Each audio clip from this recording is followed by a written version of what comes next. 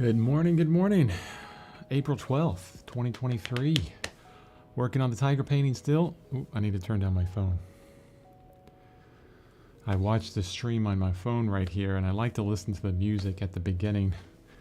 At some point, I'm going to have to get like an AirPod or something and put it in one ear so I can hear the music while I'm working. Yeah, I like the music. Okay.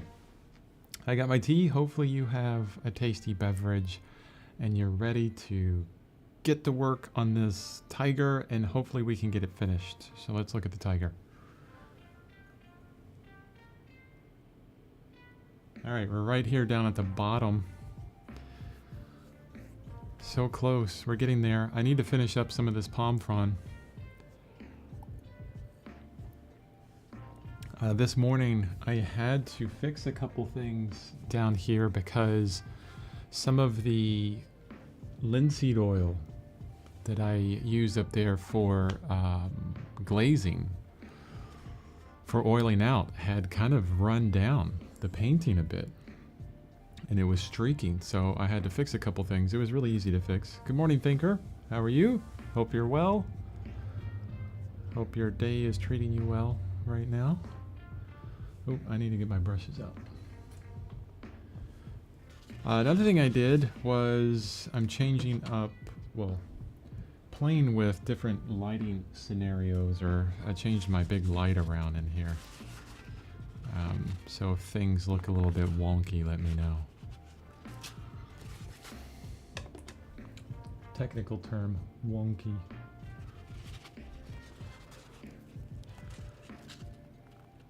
I need to fix that. Okay. I'm deep into color theory now, working on a video that's going to be coming out hopefully next week on color and color theory. And wow, I need to move everything. I'm getting a lot of glare on the bottom of this painting. You see all that glare that happens? Man. So I have to move my phone away. I have to move all the paper towels away just so I don't have that glare. That's one of the fun things about oil painting. So my palette, I keep making some adjustments to my palette, trying to get an understanding of, the best way to set it up after looking at a lot of color theory and things like that.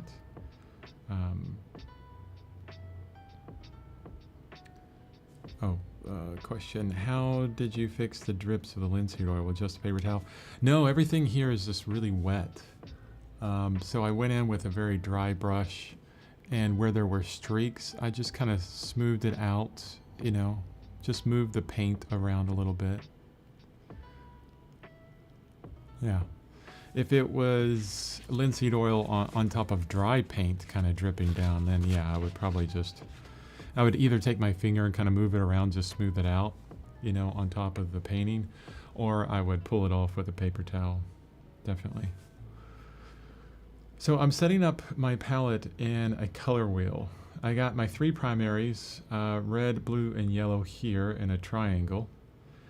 And then I also added some secondaries to my palette as well. So orange, that's not really a purple, it's a magenta. It's the alizarin permanent that I always use. It's probably, it's my halfway in between right now, and then a green. So the purple, orange, and green. So I'm using sap green. I probably won't even touch this orange except to play with it right now. Keep it on the palette. Looks like it was running down the palette. I probably won't even touch that. But my burnt umber, which is an orange, is definitely an orange. It's very desaturated, dark orange. I'm going to put that over there. And then our favorite cerulean blue, which helps us make teal. I put that over there by the blue as well. And I've separated out my white, black, and gray into a neutral area. So the neutral zone is over there. Isn't that in that's in Star Trek, isn't it? The neutral zone? Like where a lot of the ships go so they can talk without fighting. Or something like that. Hey, good afternoon, Ula. Thanks for joining us. Good seeing you. Oh, I need my medium. Can't forget that.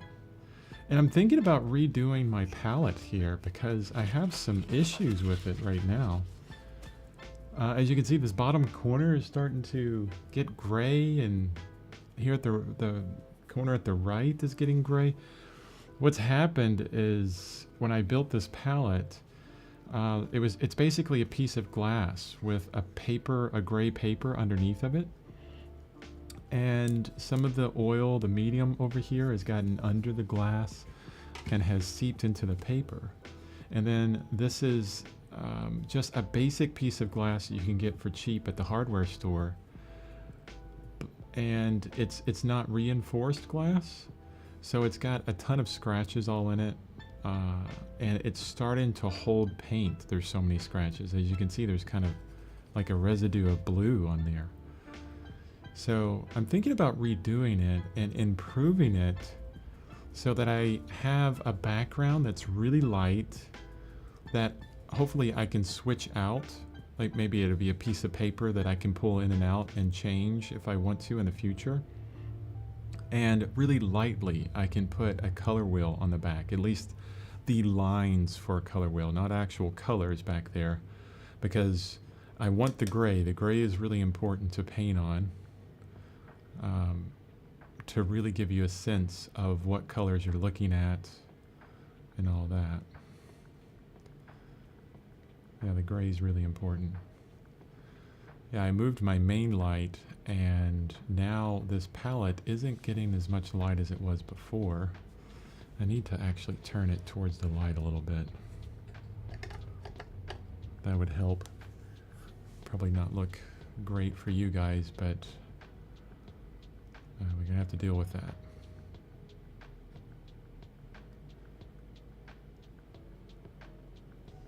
So why am I putting my colors in like a color wheel format? Well,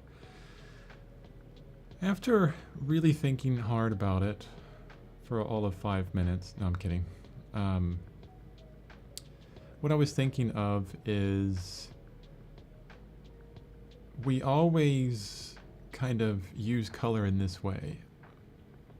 Actually, one of the things that we do all the time, or at least I do all the time, is we don't use paint right out of the tube very often. I mean, there's probably one or two places on this painting of the tiger where I've used paint right out of the tube. Maybe not even that. The rest of it has been, you know, we're desaturating the paint in some way. It always gets desaturated. So there's always some kind of mixtures going on. And a lot of the time, I'm looking for the opposite of a particular color to desaturate it. So to save brain power, oh yeah, tempered glass, that's what I meant. I heard tempered glass works well like an old refrigerator shelf. Yeah, I think I said reinforced glass. Yeah, I meant tempered glass. I think you can get that at the hardware store. I'd have to get it cut by them as well, because I'm not going to be cutting it. I'd rather pay for someone to do it for me at the store. Okay. Yeah. Forgot what I was talking about. Oh, we're always going to gray out something. So what's the opposite of orange is my blue. What's the opposite of my yellow is my purple. Opposite of, you know, I just have to go straight across on each one, and I'm good with it. And then, you know, really getting a deeper understanding on how white, gray, and black play within a palette. And kind of getting away from this general idea to never use black on my palette.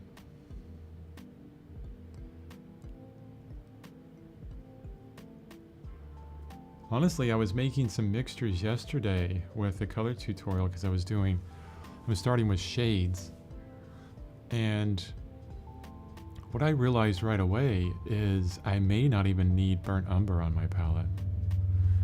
Or transparent earth orange, which I use a lot, which I love. Which is really interesting. You know, that would be a huge change for me. I need more green in this. I'm struggling trying to find the right shade that I want down here. The right mixture. This is really dark and way off. Let's take some of that back off.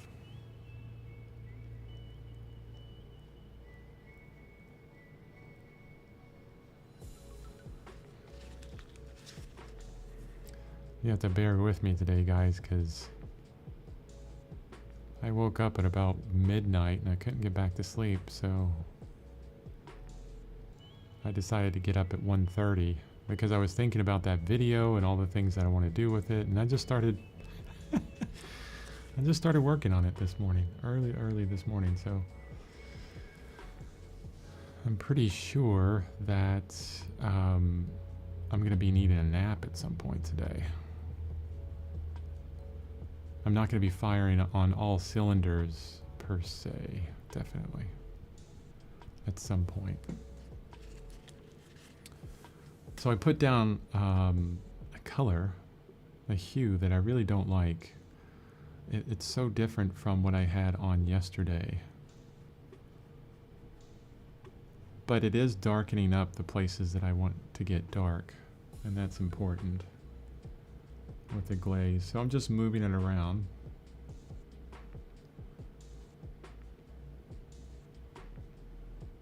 Boy, I do have to get used to going up there to get white. Usually it's always right down below.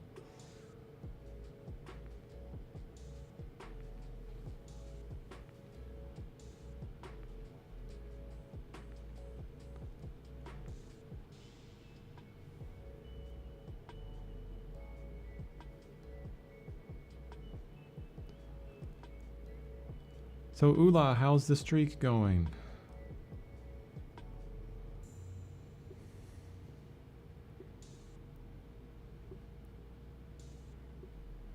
And I hope the bees are going well. The bee painting for you, Thinker, is going well.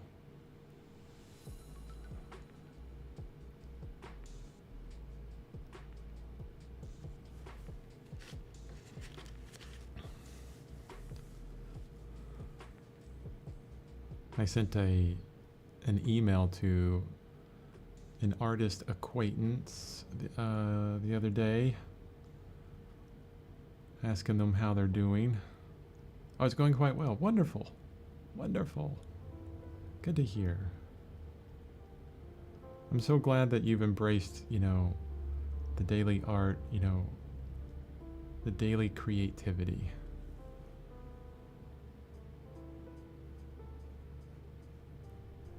If you ever need help, you know, keeping going or keeping motivated, please let me know. I will help you out. But I sent an email to an artist friend of mine because I haven't talked to him in a few months, and I was asking him, you know, how's things going? Haven't talked to you in a while. Sorry about that. Have you been able to paint in a while? And you know, the response is things I've heard so many times over the years, and you know, it's why I make all the videos that I make and started this whole YouTube thing. Basically, they hadn't painted in months. You know, life kind of gets in the way. I had a lot going on, which is understandable. Totally cool. You know, no worries. But it's always sad for me to hear because so many, you know, some artists get back to it, but so many times artists just kind of get really busy, and then, you know, years go by, and then one day they wake up just like I did, and they go, oh my God, I haven't done art in 5 years. What happened, you know? My focal point B looks more like dirigible. Still needs work. What a wonderful word, dirigible.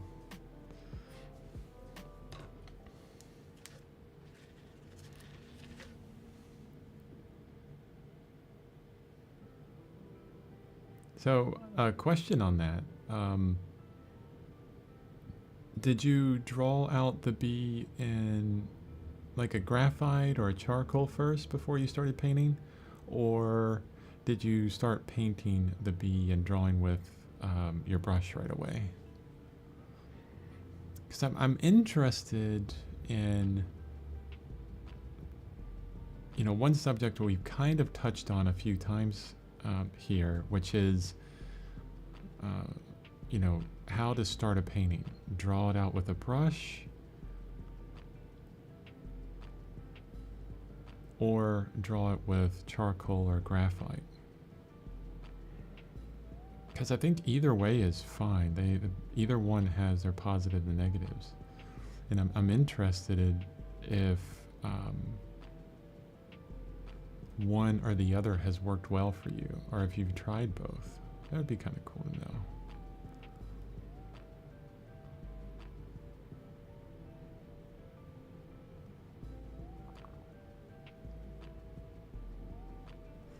Oh, the question I have for you, Ula, is are you tracking your art streak? And if you are, how are you tracking it? I just did a video on tracking your art, which is not out yet. It'll be out tomorrow. Just really interested in you guys today. What you're doing, what's going on, how you're doing it, you know, all that stuff. Can you use the same color for the highlight on the frond, just with much more medium?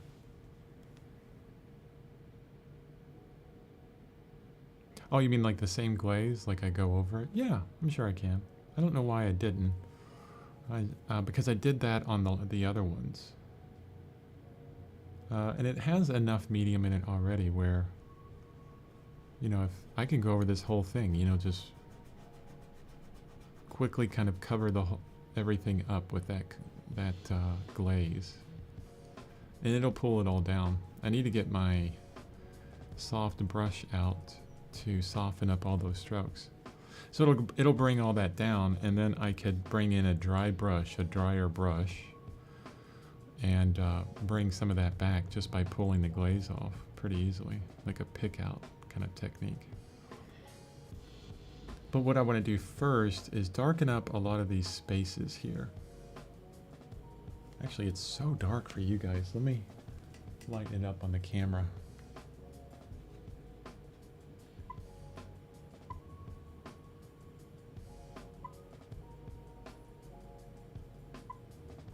Yeah, that's closer to what I'm seeing. That's one reason why I was playing around with the lighting this morning. It's because you know, there's not enough light getting on my canvas. The camera that is showing the canvas right now, I've had to push the ISO so far up, it's crazy. You asked it already once. I track it in my, that's right. Okay, yeah, please send me the link privately if you don't mind. That would be wonderful. There's a positive thing within accountability, honestly. I actually have a group of artists on Discord. It's a private group of artists, just 3 or 4 of us. We are on there, and we have some accountability that we check in with each other every day throughout the day for, you know, things that we say that we're going to accomplish on the group within the day, and then it isn't more along the lines that we call each other out on any of the issues or the things that we don't get done. It's more like having somebody other than a family member that you tell, oh, I'm going to be doing this today, or this is what I would like to accomplish. There's a sense of accountability that's there that's really helpful for me, and I think the other guys on there. Yeah, sorry, I forgot about you logging in on your blog, Ula. My memory is not the best. Probably because I always have too many things going on at once. I would like to get some comments on my last work in progress. It is a colored pencil kitten. I asked a friend if I could use her photo, and she said she would like to buy the outcome. Oh, wonderful.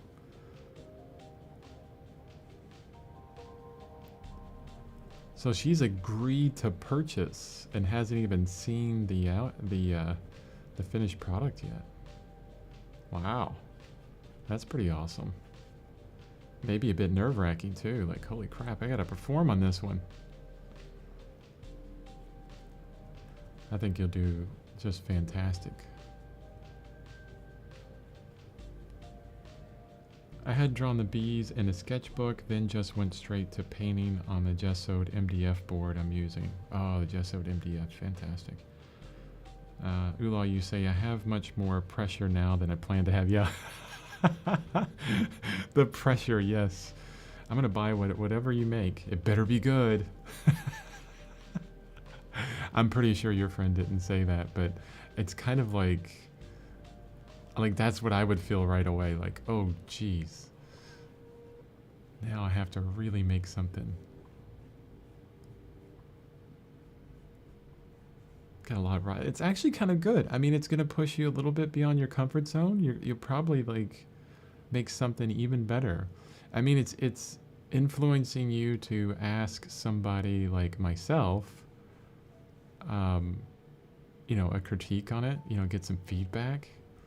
That's wonderful. And for you, for Thinker, do you think that, you know, don't do it for this painting because you've already started this painting. You're already down the process. But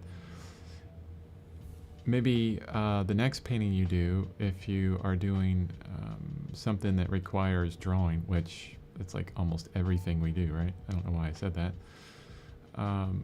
Maybe draw it out on the canvas first, a bit more exact. See if that helps out, and let me know. Because sometimes it doesn't. Because you know, you could draw it out really exact on the canvas, but you know, essentially we'll be obliterating that because we're painting over it, you know. So how much of that is actually helpful?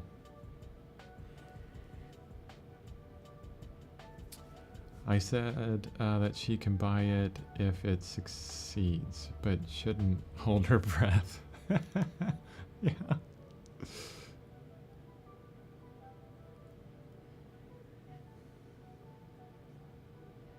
It's also one of those things where, you know, it's hard for me to get over. It's like I will create a painting and hate it. And then everyone else looks at it and they go, oh, amazing. You know, it's the same thing that happened to me with that Best in Show painting.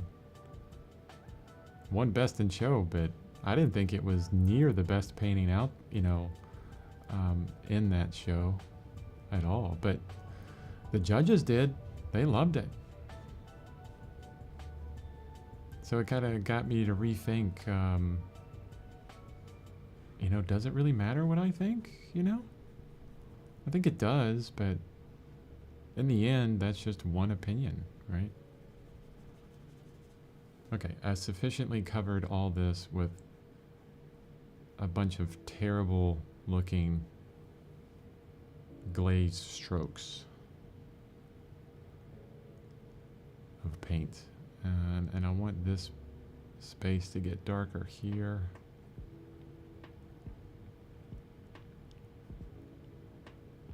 This one here.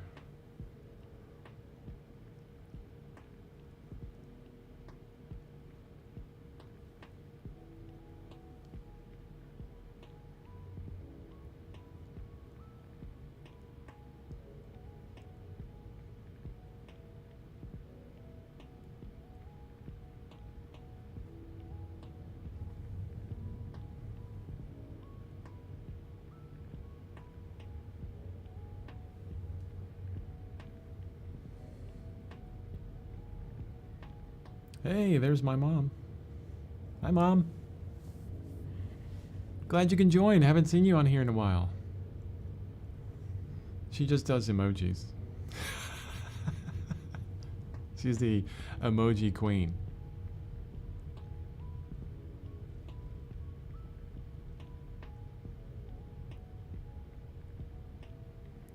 I think she dislikes typing even more than you do, Thinker. Okay, thank you. You say, I have used a watercolor pencil, burnt sienna in the past. Don't like charcoal. Too messy. Yeah, charcoal's too messy. That's why I do graphite. Graphite to start the drawing with. The only problem with graphite is it has some glare to it.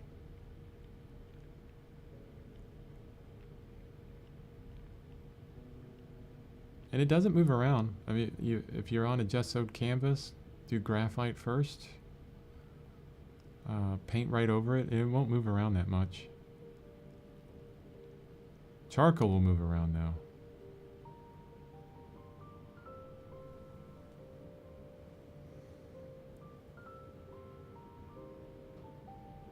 Charcoal would be good if you wanted to work up the painting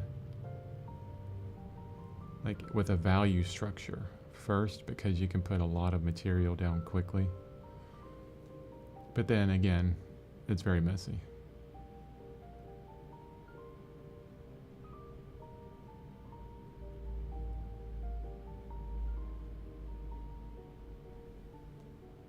Oh, there's also charcoal pencils. You know, when I drew out this painting, you guys couldn't see it on the stream. It was too light. So I ended up pulling out my charcoal pencils, and that worked really well. It actually stayed, and it wasn't so messy. Stayed in one place.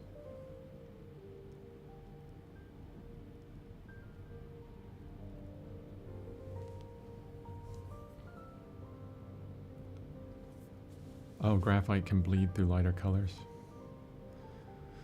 Yeah.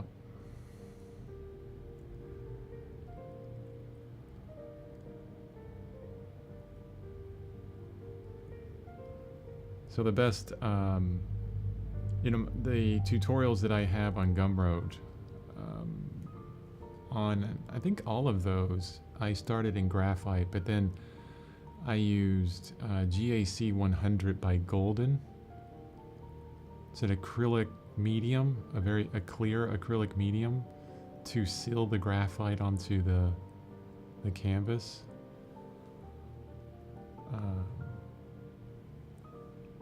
That helped prevent any bleeding and any movement of the graphite around.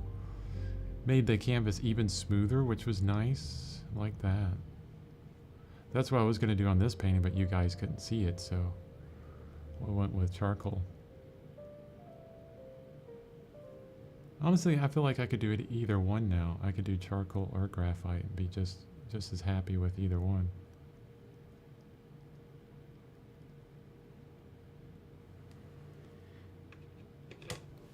Okay, I need to get out my soft brush to blend some of these strokes in.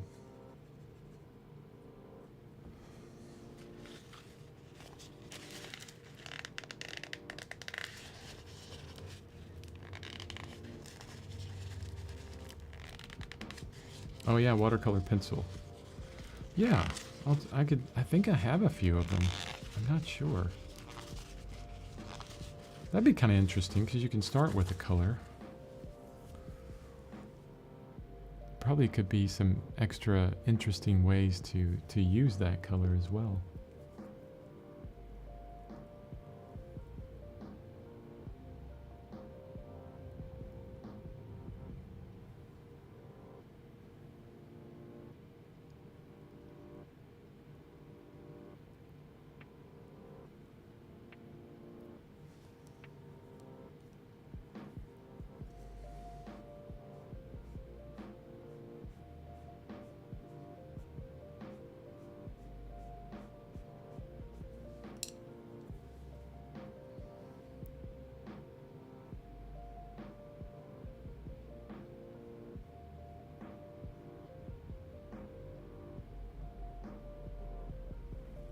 really darkening this up. I'm pushing it back as far as I can.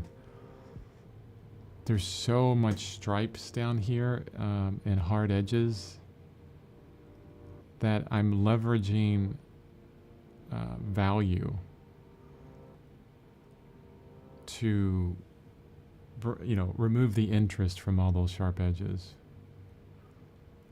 So you can have a really sharp edge of, but if the values that create that sharp edge are really close to each other, it won't be very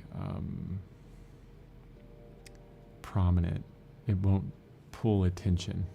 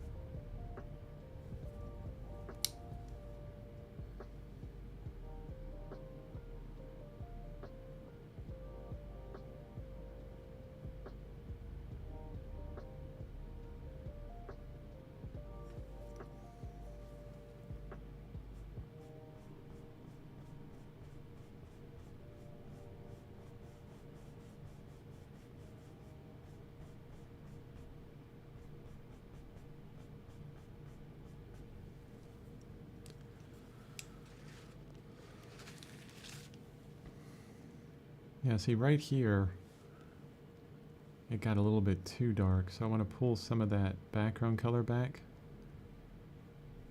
So I'll just make sure that I wipe out my brush a lot in my paper towel, and it should pull up some of this color.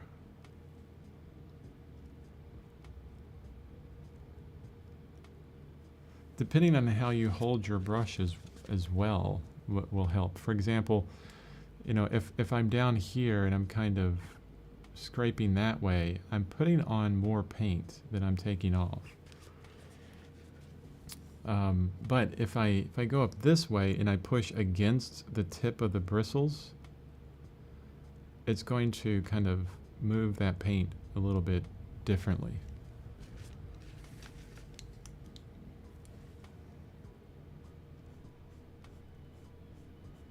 Hopefully that made sense.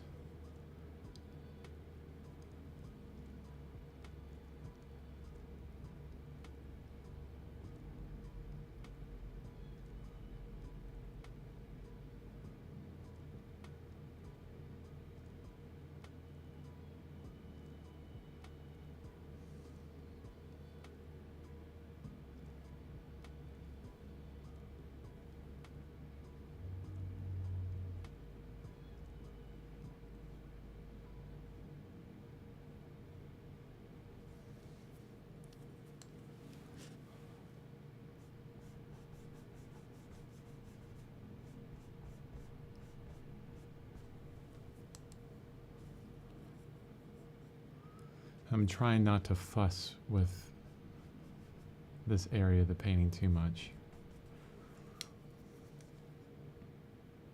The operative word there is trying.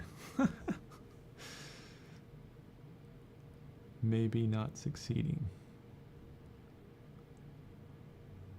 It's not an important part of the painting. It's as long as it's not distracting.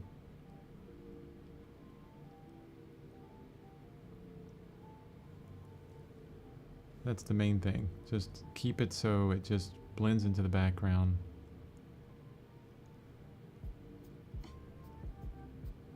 And that's it.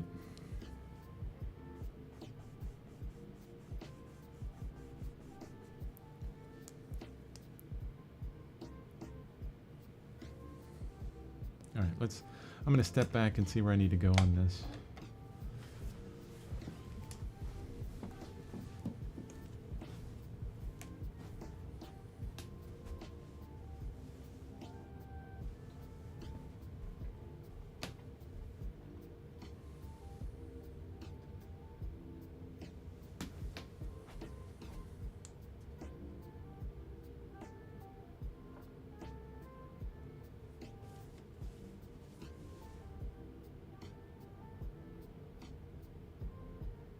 Yeah, that's good. I don't need to do any more than that. I am completely fine with that.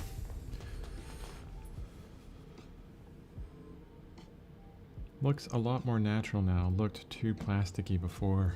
Yeah, thank you. That's a great word for description of what it looked like before.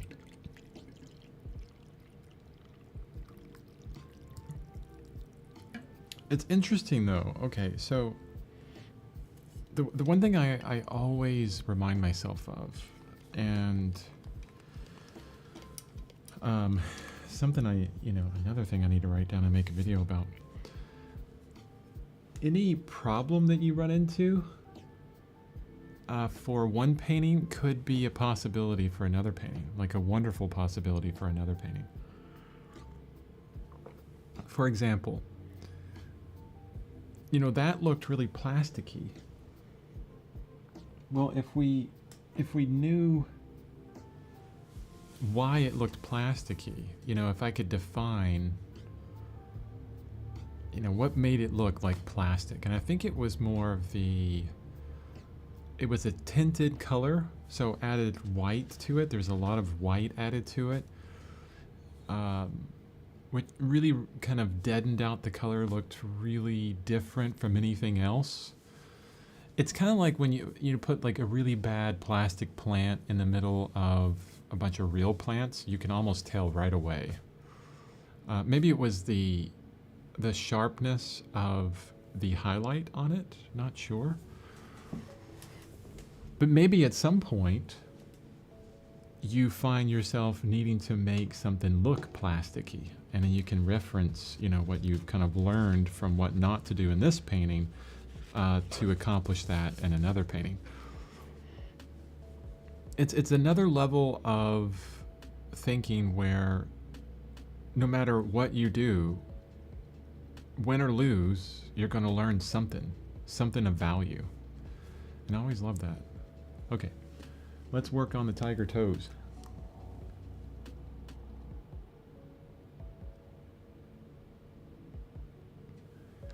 Well, not the toes, the rock, the tiger rock. Okay. I added a gray onto my palette, and I'm going to be using this gray a lot right now, because I haven't used it anywhere else in this painting, so it's a wonderful opportunity to really differentiate that rock from what's around it, just by introducing a brand new hue on your palette. I need it to be a bit more warm though. Oops.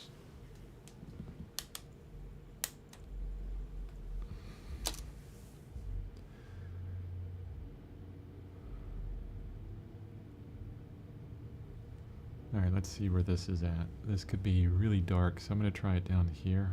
Oh, it's not as dark as I thought. Okay. I actually want it darker. I'm actually going to I'm going to dip into some black here.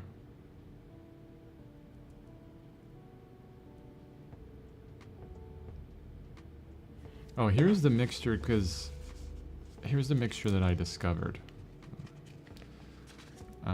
in my paint, because I'm like I said, I'm using that, or I'm doing that color wheel video coming up at some point. And one of the first mixtures I was making was my Naphthol Scarlet with black. Just a little bit of black, because this ivory black has a very high tinting strength. It's another thing that I figured out.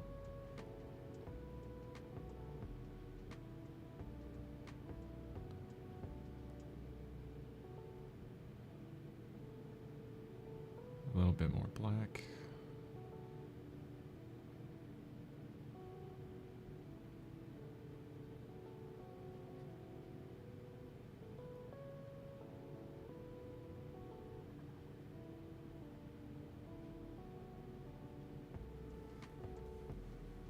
Maybe a little bit more black. What I'm trying to make here are what it seems like I was making, but now that I'm seeing it next to burnt umber, I don't think I'm making it. But I was pretty sure I was making a burnt umber. It's actually pretty close to the burnt umber over there. It's not as dark as the burnt umber. It has a more kind of warmer reddish cast to it. Wow, but it's pretty close. It's really close to burnt umber. Anyway, I found that really interesting. It didn't deaden the color like whatever that means. It's one of those kind of tropes that I repeated for so long, like, oh, don't use black because it will kill your color. I just listened to that without questioning it, and now I'm questioning it, and I'm going, what does that even mean? Good thing. Learning something new.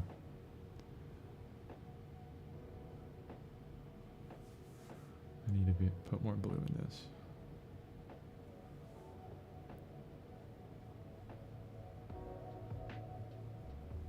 This is a very opaque color. I need to add a lot more medium.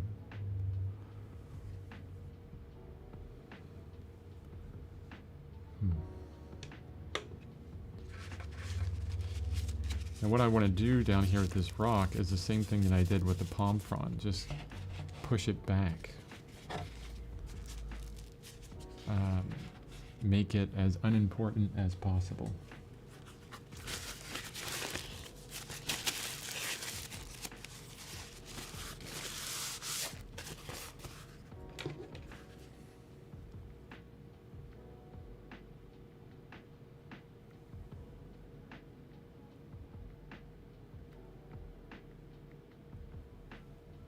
Okay, I think ivory black is an opaque color. Let's look.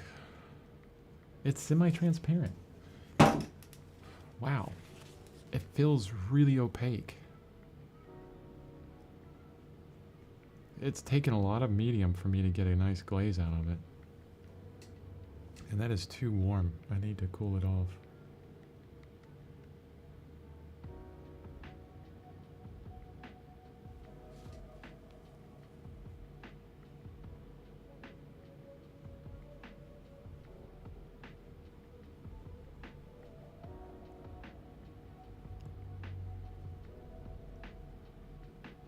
Now, how I use my brush down here is going to be a little bit different.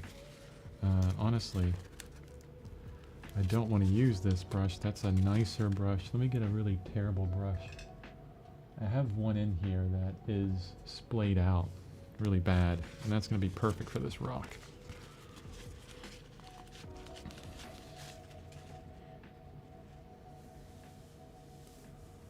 What I could do is kind of do a little bit more stippling. Just stab the canvas with the brush, and you'll get, a completely different texture.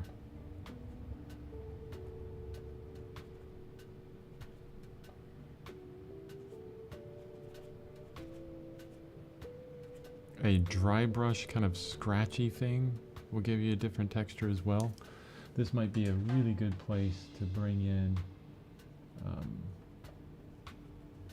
here's a bristle brush, which I don't use very much at all anymore. If I was painting very impasto, the bristle brush would work fine, but it could be perfect for the texture down here of the rock.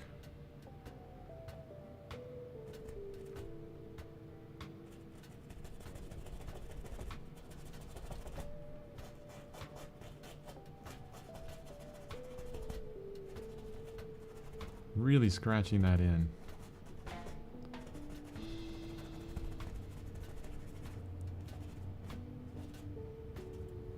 I'm keeping the paint down there really dry. Not a lot of medium, just a tiny bit of medium.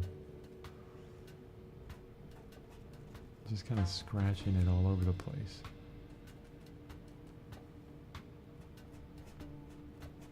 And I'll have to bring those palm fronds, the green palm fronds, back over this paint to get it to look right.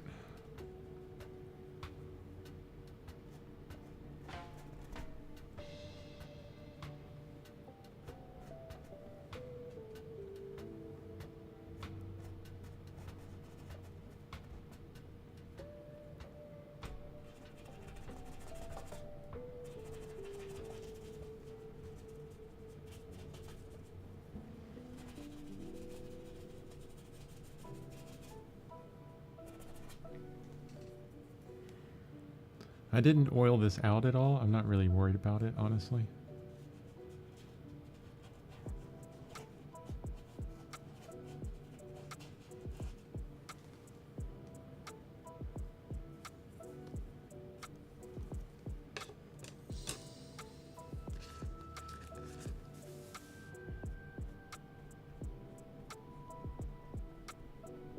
Okay, I'm going to soften up some of this. And get this edge looking better, right where the background meets this rock. I don't want it to be too sharp. I want it to kind of fade back there, but I want a clear separation between the foot of the tiger and where it meets the rock, though.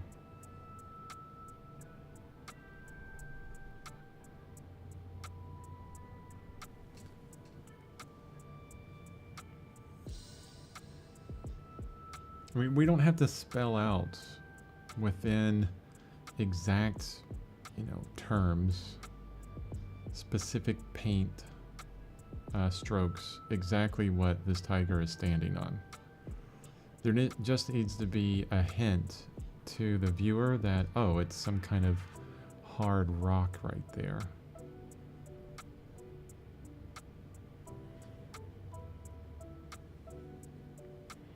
And what's interesting is that terminology. When you describe things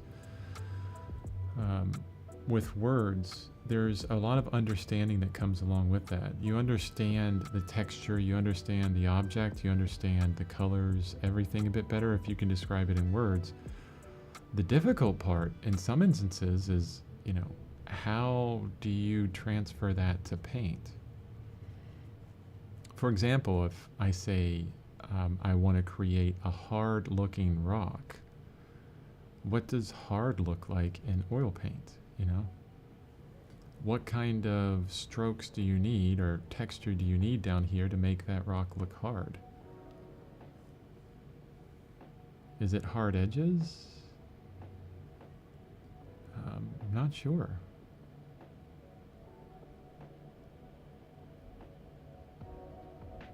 I think that would help. Maybe a lot of kind of geometric shapes. A lot of really quick transitions between values.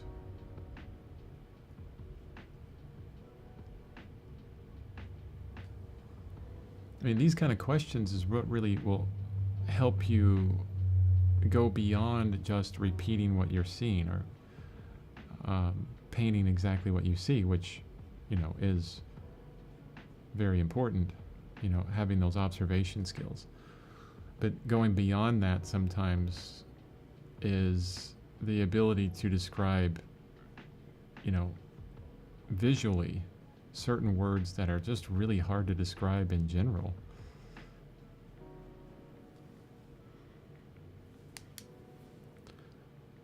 Does oiling out assist in the fat over lean spectrum? Yeah, I mean, you're adding more oil there.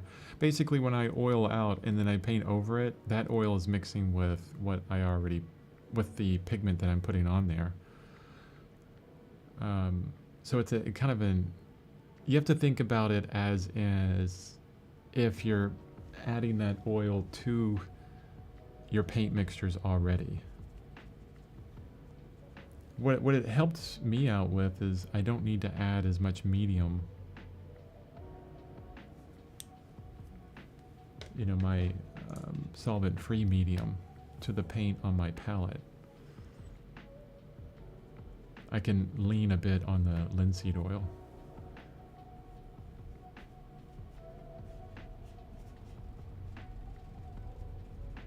It helps the paint to slide around a lot easier as well.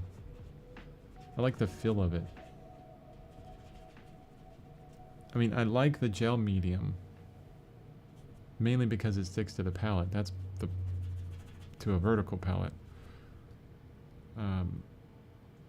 But as far as glazing, the combination of that with just a little bit of linseed oil, I like the way that feels a lot better. Like, this is different. This is very different. It's very dry feeling. The paint doesn't want to move around as easy. But that's exactly what I need here. It's kind of like what I was talking about earlier, where you find something that works in one situation. You don't throw away what didn't work. You put that in the back of your head and you think, oh, well, that will probably work in a different situation. So not oiling this out probably helped for me to get, you know, a better or a different texture, a new texture for this rock that's working. We'll see once I'm done with it.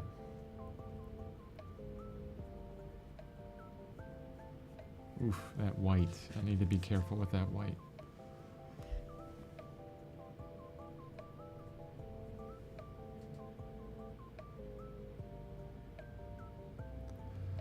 One of the things about fat over lean is, you know, it's not an exact thing. If you ask somebody, well, I'm doing a glazing layer. It's my third glazing layer. How much medium should I add to the paint to make sure that the fat over lean mixture is good? You know, there's not going to be one particular mixture for that. There's not going to be, oh, you want to do, you know, 3 grams, 3 to 1 gram weight or something like that. I mean, you'd be sitting there measuring out your paints and your medium. It's ridiculous.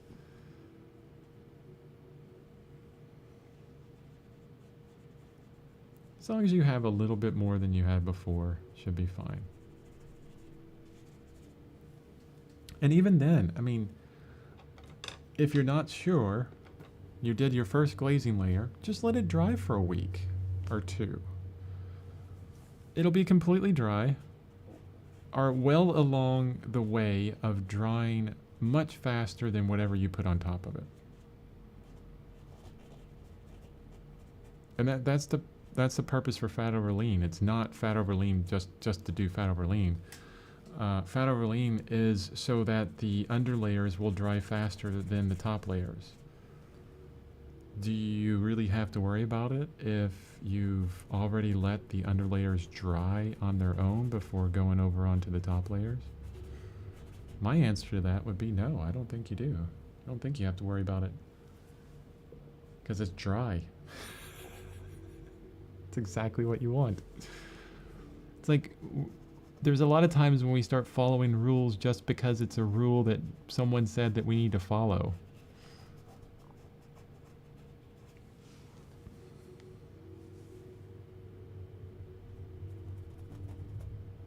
You know, that rule was put into place to make sure that certain layers are dry before other layers.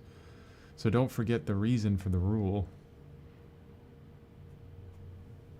Say, oh, okay. The only reason why I need fat over lean is to make sure that the first layers dry faster than the subsequent layers. All right, why don't I just not do fat over lean at all and just do a layer, wait for it to dry, then do another layer?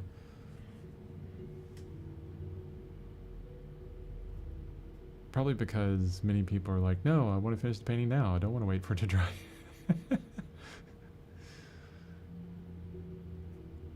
Then the next question is, how long do you let it dry? There's actually a pretty good answer to that one. How do you know when your painting is dry enough to varnish? You know, that's usually the question you get. Not for other layers, but, you know, to varnish. And it really depends on paint thickness.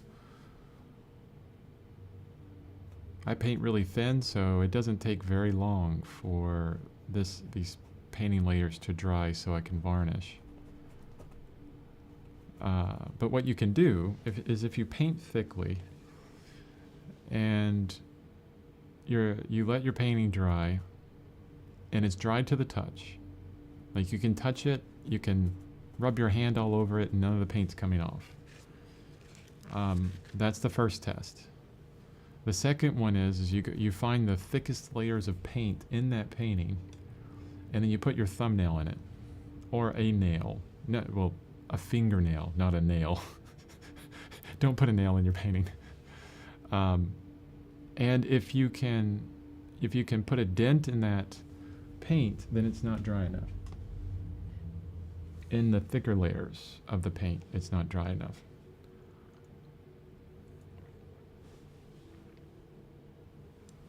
You know, sometimes that could take 6 months. And it all depends on how thick you paint, honestly.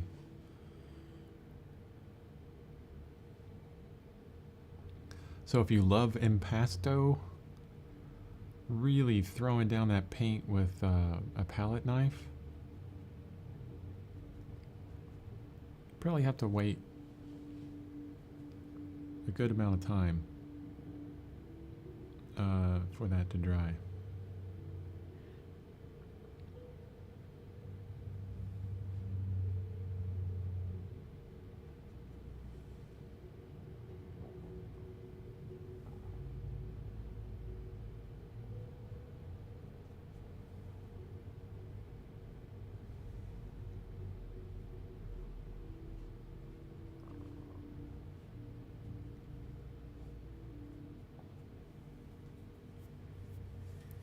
Most varnishes say to wait at least 6 months before varnishing. Gambar cuts that down dramatically.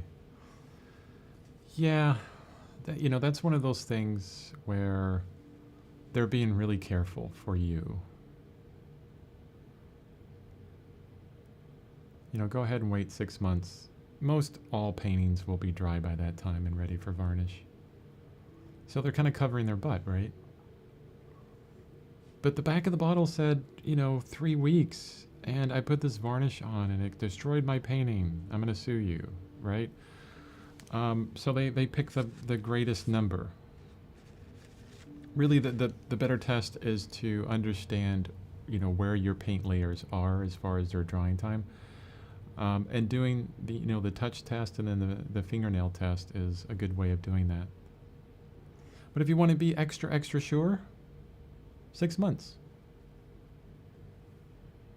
But if you put on the paint like an inch thick with a palette knife, you're going to have to wait a long time. Could be years before that's, you know, doesn't dent with a fingernail, you know. So it's kind of all over the board. You know, that's one thing I'm talking about in this color course or tutorial. I haven't even really figured out what to call it. There is a focus on formulas rather than principles within oil paint, within a lot of art, and it's really frustrating. So what do I mean by formulas versus principles? So a formula is, here's how to make a flesh tone. That's a formula, where you have a specific kind of paint, specific value, specific hues, specific chroma, and it works in only minimal situations. If you know, there's a lot of videos out there that are like, how to make flesh tones. Guess what? There's nothing like a flesh tone. I'm sorry, there are no flesh tones. There's just colors. Take, you know, look at your hand. you know, whatever light it's in, and then move it to a different type of light, like outside, inside, tungsten, a blue light, an orange light, that color is going to change tremendously. It's like I always say, what's the color of a banana on the lawn at midnight? It's definitely not yellow. A banana on the lawn at midnight is not yellow. So if I came up with a formula that says how to paint a banana yellow, it's never going to work unless you have that specific lighting scenario. But principles.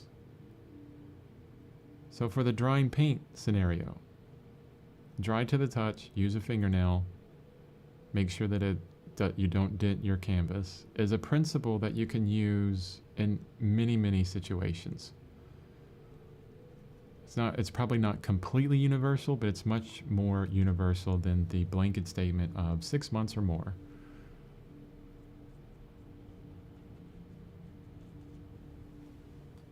So, yeah, focus on more kind of principle ideas rather than very specifics.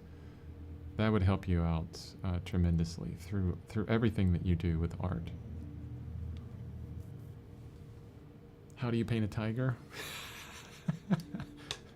Yeah. Yeah, how to draw Pokemon. My goodness, I drew that Pokemon drawing, like, I don't know, years ago. And I did a short on it on YouTube. I get the most people viewing that and commenting on it like crazy. It's like what is it, 30-second or 15-second short? I mean, it's fantastic that there's so many people that love Pokemon. That's wonderful. But it's like, wow, this is so different than anything I do or ever want to do. I did that for what was going to be a book, but then figured out later on it couldn't happen because we would get like killed by copyright laws. It was actually a fun drawing to do, I will say.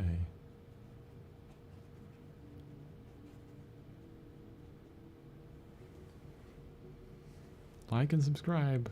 Look at my Pokemon drawing. Yeah, that's what I'm going to do, guys. Because the YouTubes are responding so well to my Pokemon drawing, I'm just going to do that now. I'm not going to do figures anymore. I'm just going to be the Pokemon painter. The fact that I'm talking about Pokemon right now in this live stream, I bet you YouTube's going to pick up on that and then start sharing this with everybody that likes Pokemon. They're going to be like, what the heck? This guy is, drawing black rocks and talking about color and principles and, what is this crap?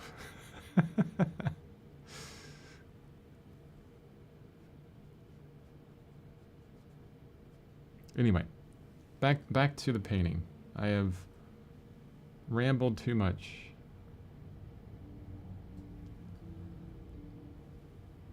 What I'm trying to do here is get some interesting textures in. And it's a lot of fun. And you guys, eventually you'll have a splayed brush. You'll have a bunch of them. Because that's what happens to brushes over time.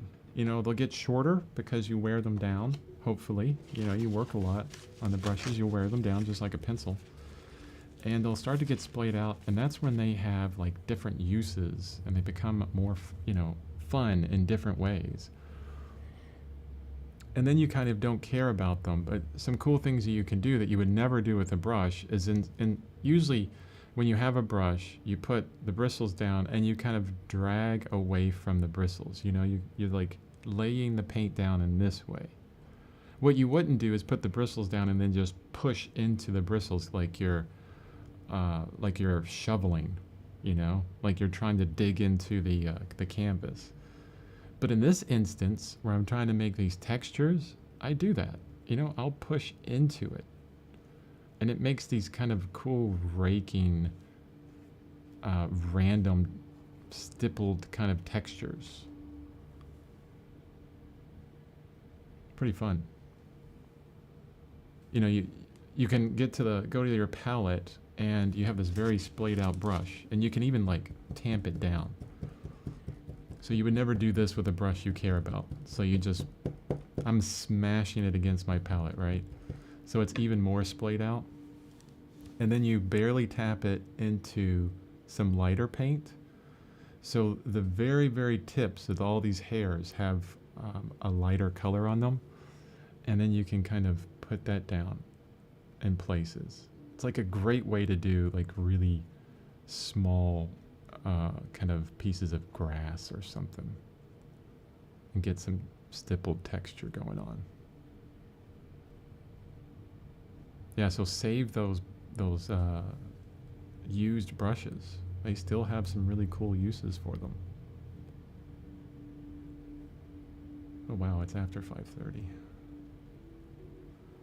I want to finish up this rock. Or at least get it a little bit further before I stop.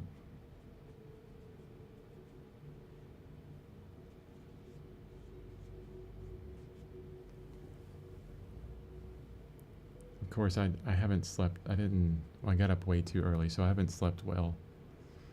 And I may do this, I may go further on this, and then tomorrow I'll come back and look at it and think, I totally screwed up this whole bottom area.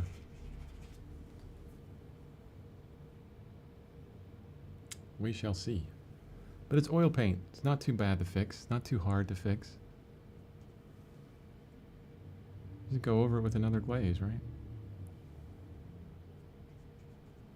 I'm going to darken it up down there.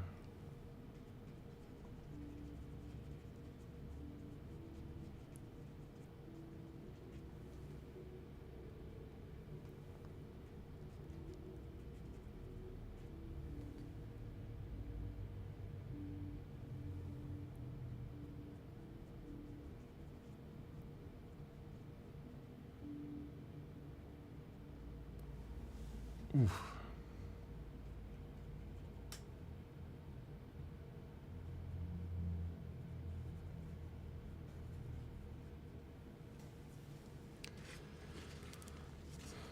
Okay. Let me step back and see what we got.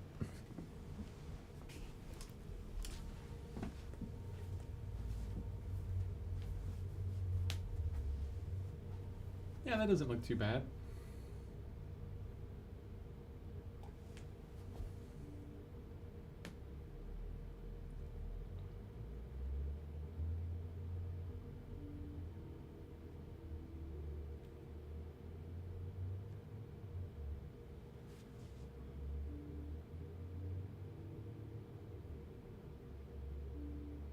Yeah, the paws really stand out now. That's really cool.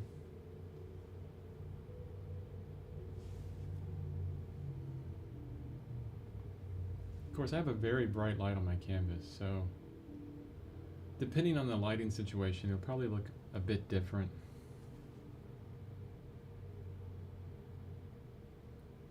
All right, the only thing left for the glazing layer.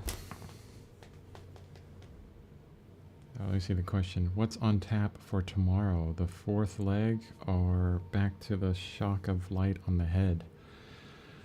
For tomorrow, I'm glad I zoomed out so you can see this. I need to change my light because I get nothing but glare over here. So I need to get... And this darn camera. Okay. I need to get this background area laid in. Especially this part of the palm frond. That's one element that is important that I need to focus on. The tree in the background and these kind of textures can go in really quickly, so there's that. Maybe finish up this side of the rock too. And that fourth leg, you know, the kind of shadow that I want to get into there in the center. So, you know, that area. And then we're done with the glazing layer, the first glazing layer. Then we do it all over again. No, I'm kidding. The next glazing layer will go really quickly. Changing the top of the head of the tiger a bit. Let me see, I could probably let this down some.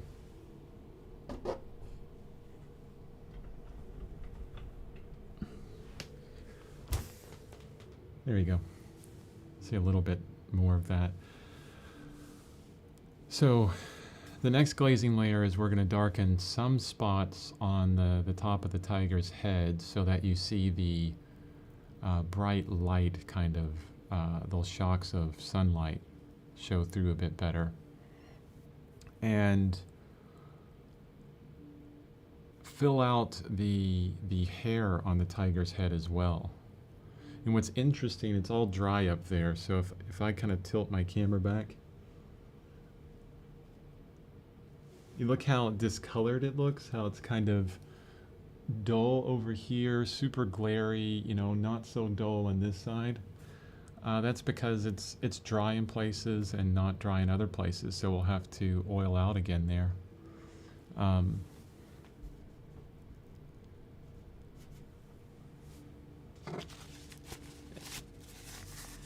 Yeah, what I was saying was the mane on this side and that side of the tiger, I'm going to fill out a little bit more, and then all the whiskers on the tiger as well, which is really important.